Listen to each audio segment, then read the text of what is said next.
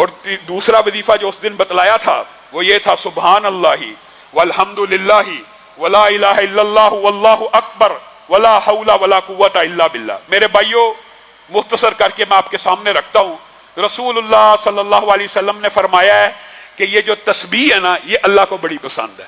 اللہ کی جو تسبیح ہے نا اللہ کو پسندیدہ اعمال میں سے ہے۔ رسول اللہ صلی اللہ علیہ وسلم نے فرمایا اللہ کو اتنی پسند ہے کہ ایک بندہ ایک سونے کا پہاڑ خرچ کر رہا ہے، سونے کا پہاڑ، اور دوسرا بندہ سارا دن کیا کہہ رہا ہے؟ سبحان اللہ و بحمدہ، سبحان اللہ و بحمدہ، یا اللہ کی تسبیح بیان کر رہا ہے یا اللہ کی حمد بیان کر رہا ہے۔ تو نبی کریم صلی اللہ علیہ وسلم نے کہا یہ تسبیح بیان کرنے والا آگے نکل گیا، سونے کے پہاڑ کو خرچ کرنے والے سے بھی آگے نکل گیا۔ سبحان اللہ کہنے، وجہ بھی کیا، وجہ بھی سن لیجئے۔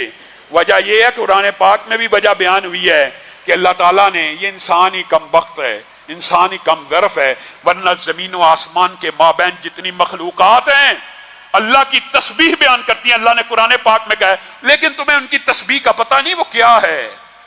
اور اگر انسان غور و فکر کرنے والا ہو نا، انسان کو وہ مخلوقات کی اطاعت اور تسبیح بھی مل جائے گی، مل سکتی ہے، ایک اندازہ تو لگایا جا سکتا ہے۔ کبھی آپ نے دیکھا یہ پلانیٹری سسٹم، یہ کاسمولوجی کے اندر سٹارز، زمین، جتنے بھی سیارے ستارے ہیں، یہ اللہ کے حکم کے ایسے تابع ہیں، اللہ تعالیٰ نے ان کو جو رستہ دکھایا ہے یہ اس سے 1 سینٹی میٹر بھی ادھر سے ادھر نہیں ہوتے، اور اگر ہو جائیں تو سارا نظام تلپٹ ہو جائے، سارا نظام چوپٹ ہو جائے۔ اللہ کی ایسی اطاعت کرتے ہیں کہ جو صراط، جو فلک، جو مدار، جو گردش اللہ نے جس مخلوق کے لیے مقرر کی ہے 1 سینٹی میٹر بھی وہاں سے آگے پیچھے نہیں ہوتی۔ وہ مخلوق اللہ کی تسبیح، اللہ کے ڈر سے ایسے چل رہی ہوتی ہے جیسے اللہ نے حکم دیا ہے۔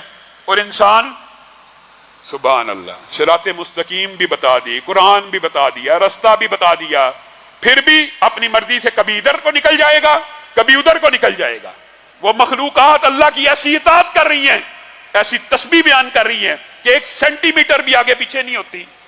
اور اسی لیے وہ جو حدیث پہلے آپ کے سامنے رکھی ہے نا، اس کے اندر یہ الفاظ موجود ہیں، دنیا بھر کی مخلوقات کو اگر رزق دیا جاتا ہے تو سبحان اللہ و بحمدہ کی وجہ سے دیا جاتا ہے۔ وہ اس کی تسبیح بیان کر رہی ہوتی ہیں اور اللہ تعالیٰ اس لیے ان کو رزق دیتا ہے۔ میرے بھائیو، یہ جو کلمے ہیں، بخاری شریف میں آپ نے اس کے بارے میں حدیث پڑھی ہے، کلمتانی خفیفتانی علی اللسان ثقیلتانی فی المیزان حبیبتانی الی الرحمن۔ یہ 2 کلمے بڑے زبان پہ ہلکے ہیں، سبحان اللہ و بحمدہ، سبحان اللہ العظیم۔ کتنے ہلکے ہیں لیکن میزان کو بھر دینے والے ہیں، میزان کو وزنی کر دینے والے ہیں، رحمان کو بڑے پسند ہیں۔ وجہ کیا ہے؟ وجہ یہ ایک تو اللہ کی آپ نے تسبیح بیان کی اور اس کے بعد اللہ کی حمد بیان کی۔ تسبیح بیان کرنے سے رزق بھی دیا جاتا ہے، حمد بیان کرنے سے رزق بھی دیا جاتا ہے، لیکن نبی کریم نے ایک عجیب بات کہی ہے، سبحان اللہ۔ اللہ تعالیٰ کی عطا کے اوپر بھی بندہ قربان جائے۔ نبی کریم صلی اللہ علیہ وسلم نے فرمایا جب کوئی بندہ کہتا ہے نا الحمدللہ، جب صرف یہ کہتا ہے الحمدللہ، تو اللہ تعالیٰ نے جو نعمت دی ہوتی ہے، بتائیے نعمتیں کتنی ہیں؟ آنکھ نعمت ہے، دل نعمت ہے، لاکھ روپیہ بھی نعمت ہے، کروڑ بھی ہے۔ دنیا میں آج ایسے لوگ موجود ہیں نا جن کو اللہ نے 1 ارب دیا ہوا ہے، 1 خرب والے بھی دنیا میں موجود ہیں نا۔ ایک بندے کو 1 ارب روپیہ مل گیا، سمجھانے کے لیے کہہ رہا ہوں، اس نے جواب میں کیا کہا؟ الحمدللہ۔ اللہ تعالیٰ نے یہ جملہ اتنا پسند کیا، اللہ نے کہا یہ جو الحمدللہ ہے یہ میرے عطا کردہ 1 ارب سے بہتر ہے۔ یہ صحیح حدیث کے الفاظ ہیں کہ جب کوئی بندہ اللہ کی کسی نعمت پہ الحمدللہ کہہ دیتا ہے تو اللہ ایسے بڑھ کے قبول کرتا ہے اور کہہ دیتا ہے، نوید سنا دی جاتی ہے جو نعمت عطا کی نا وہ اس سے ہلکی ہے۔ اللہ اکبر۔ حالانکہ دیکھیے آنکھ کی نعمت انسان کو کتنی بڑی لگتی ہے، انسان سوچے اللہ آنکھ کا شکریہ ادا کرتا ہوں الحمدللہ۔ اب یہ الحمدللہ آنکھ کی عطا کردہ نعمت سے باری ہو گیا۔ اللہ کی مرضی ہے، اللہ کی عطا ہے، یہ اللہ کی دین ہے۔ آپ اور میں اللہ کا شکریہ ادا نہیں کرنا چاہتے؟ وہ رب اتنا رحمان ہے، وہ بندوں کو چاہتا ہے بندے جہنم میں چلے جائیں، عذاب بھگتے۔ جب ماں نہیں چاہتی کہ میرا بیٹا آگ میں جل جائے، رب کیسے چاہے گا؟ رب نے یہ بہانے بنائے ہوئے ہیں۔ رمضان کا موسم اسی کام کے لیے آیا ہے کہ کم از کم اس میں ثواب کے وہ طریقے اختیار کر لیے جائیں۔ اور ام ہانی کی حدیث ہے، انشاءاللہ اسی وظیفے پہ بات ختم کریں گے، اگلا وظیفہ انشاءاللہ اگلے درس میں بیان کریں گے یہ جو سبحان اللہ والحمدللہ ولا الہ الا اللہ واللہ اکبر ولا حول ولا قوت الا باللہ آپ کو اس دن بتایا تھا 100 مرتبہ پڑھنا ہے، پڑھے ہیں کہ نہیں پڑھے؟ ان 10 دنوں میں پڑھنا ہے اور اپنی زندگی کے اندر اس کو جاری و ساری رکھنا ہے۔ اس کا اکیلے کا اجر و ثواب ام ہانی کی اور دوسری حدیث کو اکٹھا بیان کرتا ہوں، وقت تیزی سے گزر رہا ہے، وہ یہ ہے کہ جو 100 مرتبہ ان کلمات کو ادا کرتا ہے، نمبر 1 اس نے 100 قلادہ پہنے ہوئے اونٹوں کو زندہ کو اللہ کی بارگاہ میں دے دیا، نمبر 1 بات۔ نمبر دوسری بات، جو 100 مرتبہ پڑھتا ہے اس نے 100 زین پوش گھوڑوں کو اللہ کے راستے میں جہاد پہ دے دیا، اور جو 100 مرتبہ ان کو پڑھتا ہے اس نے بیت اللہ میں 100 اونٹ ذبح کر کے اللہ کی بارگاہ میں تقسیم کر دیے۔ اور تیسرے الفاظ ام ہانی کی حدیث میں ایسے ہیں کہ یہ تو ایسا عمل ہے کہ زمین و آسمان کا خلا 100 مرتبہ پڑھنے سے بھر جاتا ہے۔ اور اس وظیفے کے اندر ایک چیز آپ کو بتائی تھی، سبحان اللہ والحمدللہ ولا الہ الا اللہ واللہ اکبر ولا حول ولا قوت الا باللہ۔ اور نبی کریم جب معراج کی رات گئے ہیں نا آسمان پہ، تو ابراہیم نے 2 باتیں بتائی ہیں، ایک یہ کہا تسبیح اور تحمید سے جنت میں پودے لگتے ہیں، اور دوسری بات کیا کہی تھی؟ لا حول ولا قوت الا باللہ، جنت میں کھجور کا ایک پودا ہے، اپنے امتیوں کو بتا دینا جنت بہت خوبصورت ہے، لیکن اس کی کاشت کس نے کرنی ہے؟ میں نے اور آپ نے۔